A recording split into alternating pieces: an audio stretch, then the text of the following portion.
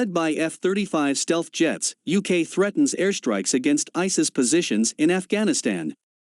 The British Air Force, RAF, is ready to launch fresh airstrikes against the Islamic State, ISIS, terrorist group in Afghanistan, even after the United Kingdom and allies completed their withdrawal from the country, Air Chief Marshal Mike Wigston told the Telegraph.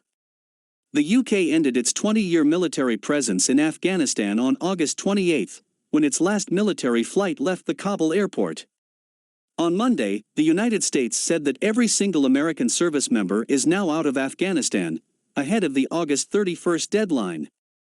Ultimately, what this boils down to is that we've got to be able to play a global role in the global coalition to defeat Daesh, IS, whether it's a strike or whether it's moving troops or equipment into a particular country at scale and at speed, Wigston said in an interview published on Monday.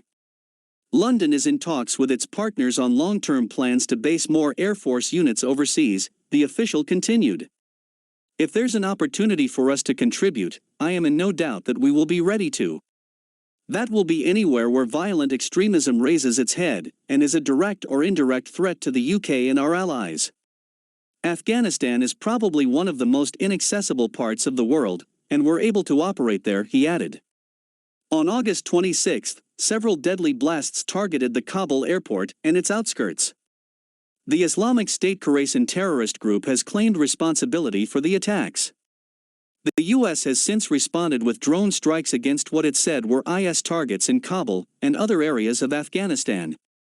Earlier in June this year, the UK's Queen Elizabeth aircraft carrier launched the vessel's first combat sorties with F-35 fighter jets targeting the Islamic State terrorist group in support of the American-led Operation Inherent Resolve.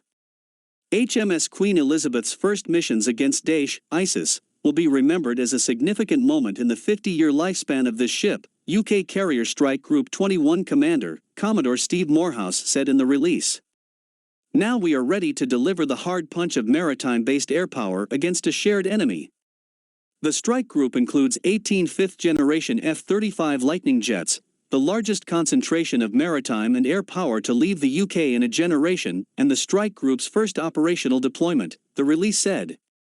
Sorties from Queen Elizabeth also marked the first combat mission flown by US-made aircraft from a foreign aircraft carrier since the UK carrier Victorious in the South Pacific in 1943, according to the release.